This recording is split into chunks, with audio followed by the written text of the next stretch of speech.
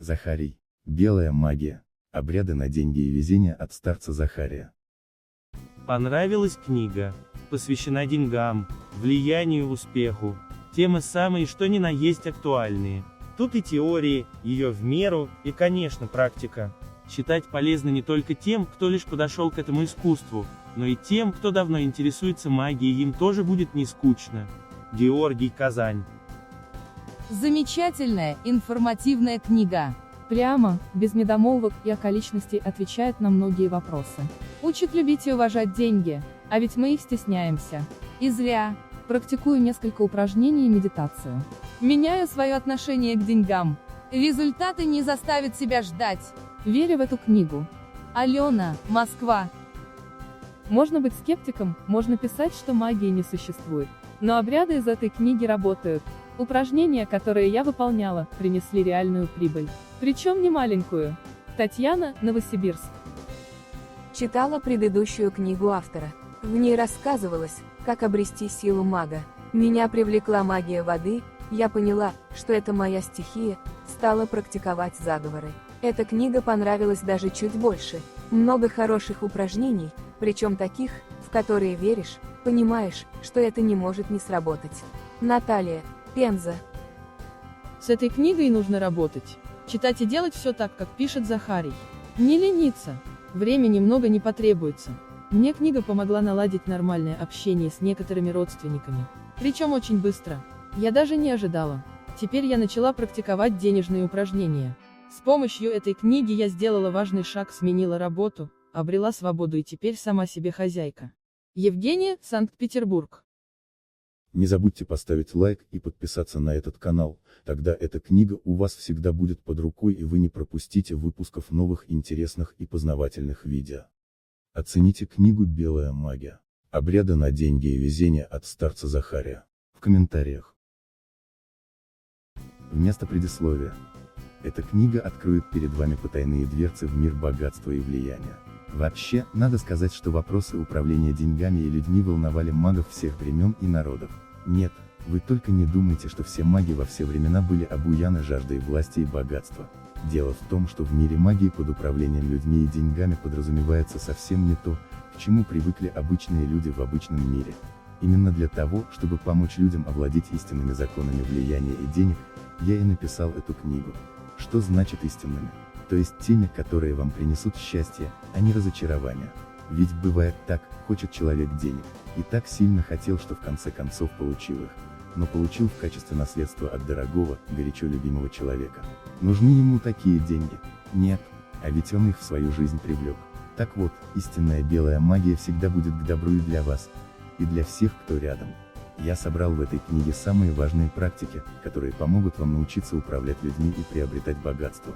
Пусть вас не смущает то, что магических практик в этой книге не так много.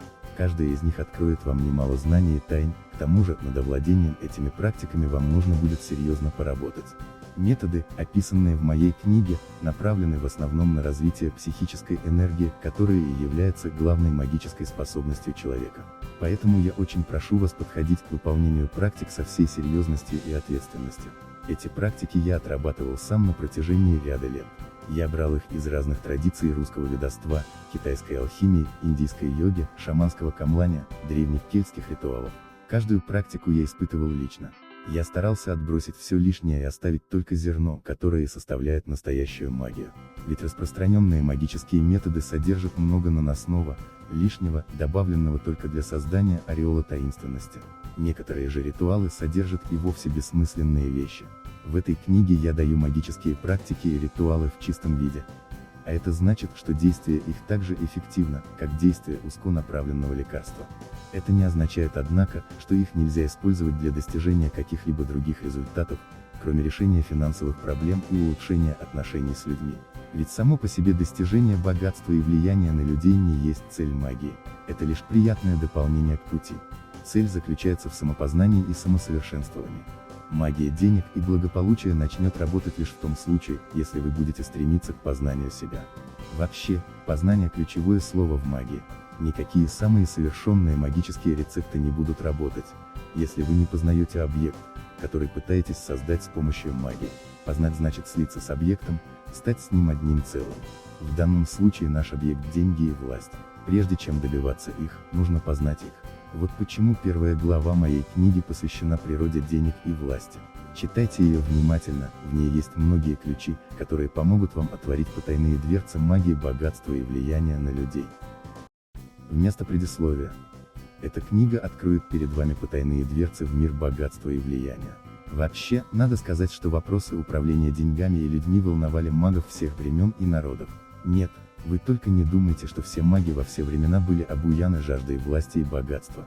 Дело в том, что в мире магии под управлением людьми и деньгами подразумевается совсем не то, к чему привыкли обычные люди в обычном мире. Именно для того, чтобы помочь людям овладеть истинными законами влияния и денег, я и написал эту книгу. Что значит истинными? То есть теми, которые вам принесут счастье, а не разочарование. Ведь бывает так, хочет человек денег, и так сильно хотел, что в конце концов получил их. Но получил в качестве наследства от дорогого, горячо любимого человека. Нужны ему такие деньги? Нет, а ведь он их в свою жизнь привлек. Так вот, истинная белая магия всегда будет к добру и для вас, и для всех, кто рядом. Я собрал в этой книге самые важные практики, которые помогут вам научиться управлять людьми и приобретать богатство. Пусть вас не смущает то, что магических практик в этой книге не так много. Каждая из них откроет вам немало знаний и тайн, к тому же, над овладением этими практиками вам нужно будет серьезно поработать. Методы, описанные в моей книге, направлены в основном на развитие психической энергии, которая и является главной магической способностью человека. Поэтому я очень прошу вас подходить к выполнению практик со всей серьезностью и ответственностью. Эти практики я отрабатывал сам на протяжении ряда лет. Я брал их из разных традиций русского ведовства, китайской алхимии, индийской йоги, шаманского камлания, древних кельтских ритуалов. Каждую практику я испытывал лично. Я старался отбросить все лишнее и оставить только зерно, которое и составляет настоящую магию. Ведь распространенные магические методы содержат много наносного, лишнего, добавленного только для создания ореола таинственности. Некоторые же ритуалы содержат и вовсе бессмысленные вещи. В этой книге я даю магические практики и ритуалы в чистом виде. А это значит, что действие их так же эффективно, как действие узконаправленного лекарства. Это не означает, однако, что их нельзя использовать для достижения каких-либо других результатов, кроме решения финансовых проблем и улучшения отношений с людьми. Ведь само по себе достижение богатства и влияния на людей не есть цель магии. Это лишь приятное дополнение к пути. Цель заключается в самопознании и самосовершенствовании. Магия денег и благополучия начнет работать лишь в том случае, если вы будете стремиться к познанию себя. Вообще, познание – ключевое слово в магии. Никакие самые совершенные магические рецепты не будут работать, если вы не познаете объект, который пытаетесь создать с помощью магии. Познать значит слиться с объектом, стать с ним одним целым.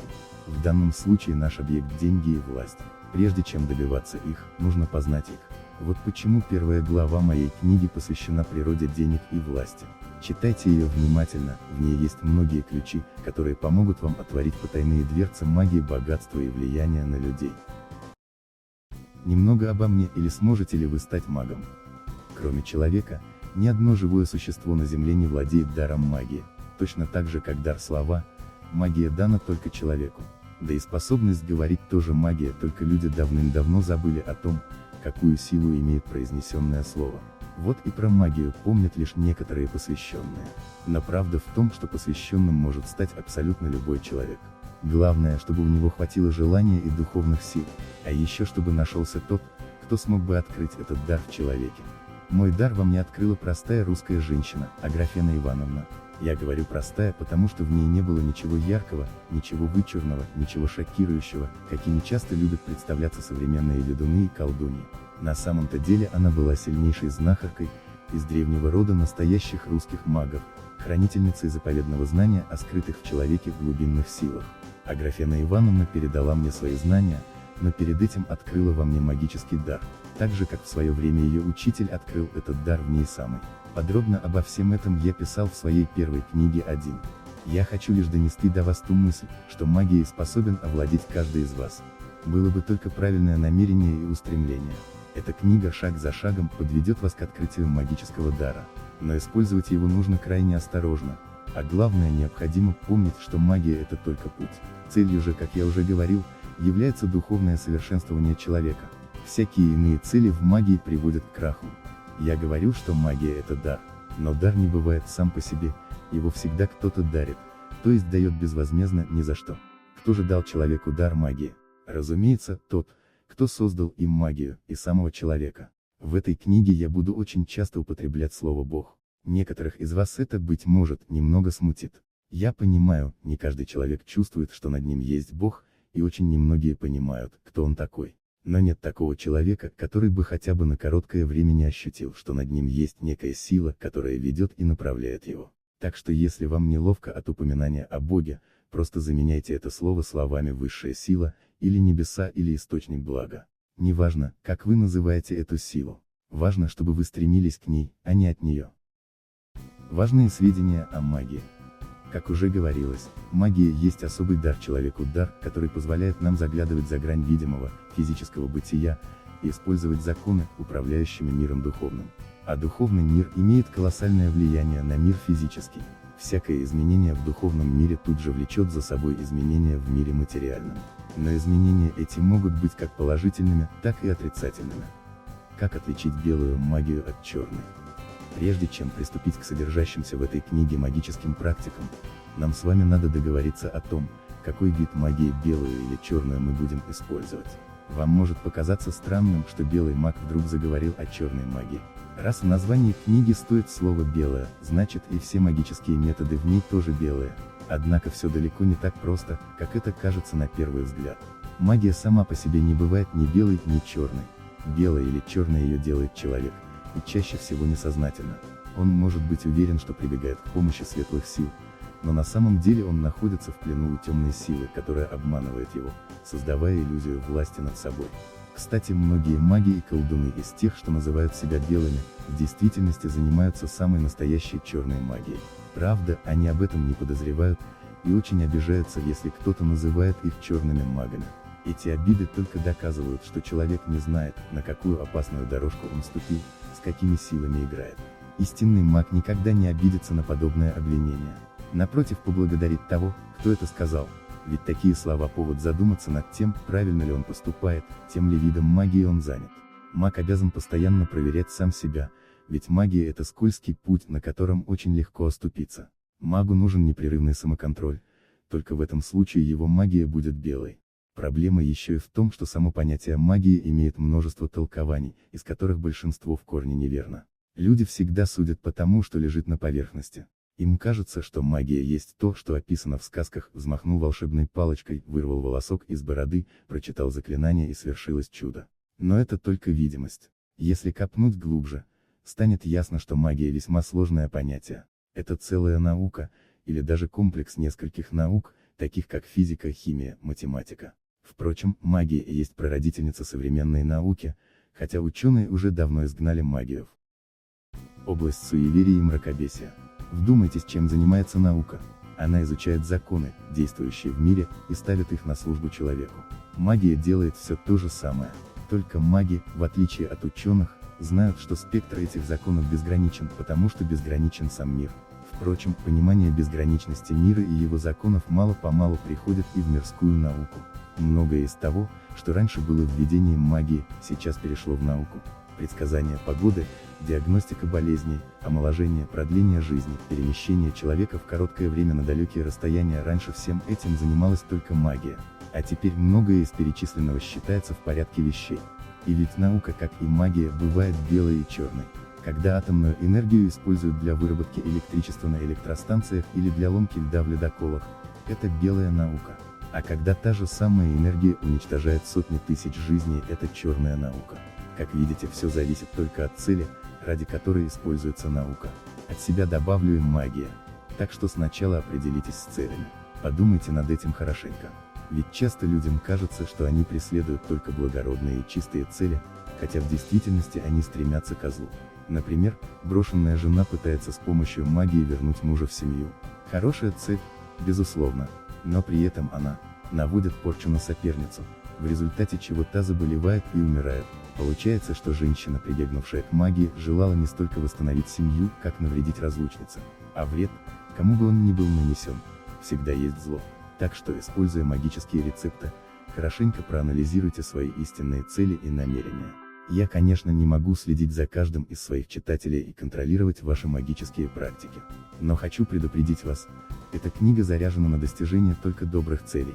Если вы попытаетесь использовать мою магию во зло, оно тут же вернется к вам. И виноваты в этом будете только вы. Поиск истинной цели. Когда дело касается магии, люди очень часто ведут себя как дети или сумасшедшие. Хотя вроде бы каждому должно быть понятно, зло как бумеранг, оно непременно вернется к тому, кто его забросил. Но есть еще одна тонкость. Часто бывает так, что магическое действие направлено вроде бы на добро, и зла никому не приносит, а все равно получается черная магия. Как я только что сказал, магия сама по себе нейтральна, а черный или белый делает ее человек. Все дело в целях. Вы знаете о том, что даже недобрая, на первый взгляд, цель может быть на самом деле благой, и наводить порчу можно во благо, как бы странно это ни звучало. Ведь порча — это отъем энергии, только и всего. Когда-то даже слова порчи не было, говорили забрать силу. А забрать силу можно ведь и у темного колдуна или у раковой опухоли. Я хочу показать вам, что истинные цели в магии могут очень отличаться от того, как это выглядит внешне. Вот и хорошие созидательные, на первый взгляд, цели могут на самом деле быть совсем недобрыми. Дело в том, что в магии, кроме первичной видимой цели, есть еще и другая, та, которая находится над этой очевидной целью. Я называю ее надцель. Это та истинная причина, которая побуждает человека применять магию. Например, знахарь применяет магию для лечения людей, и люди действительно излечиваются. Но белая ли это магия? Да если над целью знахаря будет именно исцеление. Нет, если его надцель заключается в том, чтобы прослыть сильным знахарем, получить известность и привлечь новых пациентов. И это я говорю о тех, кто лечит безвозмездно. Если маг берет за исцеление деньги, это черная магия, и никаких оправданий тут быть не может. Ведь магия — это дар. И первая заповедь мага даром получил, даром отдавай. Однако бывает так, что и тот, кто ничего не берет за свой магический труд, все равно занимается черной магией. Вы никогда не думали о том, что слава бескорыстного целителя возвышает куда сильнее, чем известность того, кто берет за свои услуги мзду. А слава — это власть, это наслаждение тем, что ты стоишь выше всех остальных, радость от своего могущества. Это очень тонкие вещи, неинтересные большинству людей. Да и зачем ими интересоваться? Никто же от этого не страдает. На самом же деле страдают все. Возвращаясь к примеру нашего бескорыстного целителя, открою вам один большой секрет. Именно у тех, кто считает себя белым магом, от чистого сердца помогающим людям, не берущим за это даже подарков, случаются самые большие трагедии. Люди, обратившиеся к ним, умирают, разбиваются семьи, кто-то теряет работу, здоровье, и навсегда разочаровывается в магах и целителях. А все потому, что для мага важнее всего было свое «я», а не человек, который пришел к нему со своей бедой. Когда важен человек, тогда маг делает все, чтобы ему помочь, даже если эта помощь заключается в отказе от магии. Например, приходит к целителю человек с острым аппендицитом. И что тот должен сделать? Конечно же, вызвать скорую и отправить его на операцию. Так и поступит маг, для которого важнее не утвердить свое «я», а исцелить пациента. Магия денег. Магия денег и благополучия построена на двух важнейших постулатах. Первый постулат – деньги придут только к тому, кто открыт высшей силе, источнику всякого блага, и настроен на прием денег. Второй постулат – для привлечения денег в свою жизнь нужно понять алхимию денег и научиться работать с денежными энергиями. Чтобы постичь эти два постулата, необходимо сделать определенные шаги. Шаги первого постулата. Изгоняем страх перед нищетой. Открываемся высшей силе. Учимся считать деньги. Определяем свою меру. Отказываемся от эгоистических побуждений. Тренируем дух. Создаем поле благополучия. Избавляемся от яда обид. Учимся помогать правильно. Шаги второго постулата. Работаем с энергией желания. Избавляемся от страстей. Трансформируем желание в предмет. Овладеваем магической концентрацией. Очищаем ауру. Создаем истинные желания. Изучаем алхимию денег. Работаем с энергиями инь и ян. Овладеваем магией слова. По каждому из этих шагов вы получите самые подробные разъяснения. Следовать этим шагам нужно строго в той последовательности, в которой они описаны. Нельзя овладеть алхимией денег, не настроившись на их прием. Это бессмысленно. Хотя каждая из этих практик работает и сама по себе, все же для получения устойчивого и долговременного результата необходимо пройти весь путь от начала до конца, не перескакивая с 5 на 10, внимательно читая эту книгу, чтобы настроить свое сознание. Я специально не стал разделять практику и теорию, как это делают во многих книгах по магии. Это неправильно, потому что читатель зачастую перелистнет страницы с объяснениями и сразу же берется за ритуалы. Поверьте, я знаю немало случаев, когда такое отношение к магии приводило к полному разочарованию в ней. И это еще полбеды. Порой неосмысленные и непрочувствованные действия приносят прямо противоположный результат: хотели денег, а получили тотальное денежное невезение. Запомните, нельзя получить желаемое через лень и невнимание. Подумайте, стоит ли рисковать, ведь впереди вас ждет приз осуществления заветного денежного желания.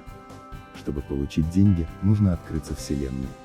Считается, что чтобы стать богатым, надо получить доступ к источнику богатства. И это логично. С целью разбогатеть люди начинают искать прибыльные должности, доходный бизнес, богатых родственников. Но все эти источники неверны, и в любой момент могут иссякнуть. К тому же к ним стремятся слишком многие. Конкуренция на этом рынке доходных мест слишком велика. Наиболее мудрые понимают. Надо искать такой источник, который никогда не исчерпается, и у которого всегда свободно. Единственный такой источник – высшая сила. Она всегда открыта каждому, кто желает обратиться к ней. Как правильно воспринимать деньги? Принято говорить, что деньги – зло. Действительно, деньги нередко становятся причиной недобрых поступков. Нет такого преступления, которое не могло бы совершиться ради денег. Но вот что интересно, мнение о том, что деньги – источник зла, появилось не так давно, хотя во все времена существовало разделение на бедных и богатых. Но в не такой уж далекой древности деньги считались источником добра, а не зла. Да и самое русское слово «добро» значило не только доброе отношение к человеку, но и материальные ценности. Если о ком-то говорили, что у него добра много, подразумевалось, что есть у него и деньги, и земля, и скотина, и дом полная чаша. Да и слово «богатство» тоже имеет положительный корень, оно происходит от слова «Бог». Ведь именно Бог является подателем всякого добра, в том числе и материального. А вот слово «бедность», наоборот, исходит от слова «беда». И каждый понимал, бедность – это действительно беда, особенно для тех, у кого растут дети. Почему богатство стало соотноситься со злом? Да именно потому, что люди совершенно позабыли связь этого слова со своим источником. В древности богатым человеком считался тот, кто благословлен Богом за свои добрые дела.